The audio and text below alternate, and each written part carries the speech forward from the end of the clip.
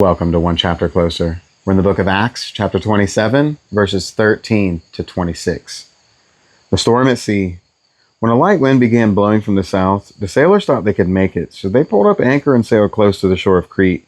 But the weather changed abruptly, and a wind of typhoon strength, called a northeaster, burst across the island and blew us out to sea.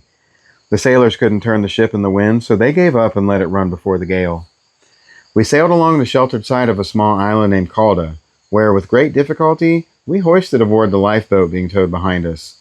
Then the sailors bound the ropes around the hull of the ship to strengthen it. They were afraid of being driven across the sandbars of Cyprus off the African coast, so they lowered the sea anchor to slow the ship and were driven before the wind. The next day, as gale-force winds continued to batter the ship, the crew began throwing the cargo overboard. The following day, they even took some of the ship's gear and threw it overboard. The terrible storm raged for many days, blotting out the sun and stars, until at last all hope was gone. No one had eaten for a long time. Finally, Paul called the crew together and said, "Men, you should have listened to me in the first place and not left Crete. You would have avoided all this damage and loss. But take courage. None of you will lose your lives, even though the ship will go down.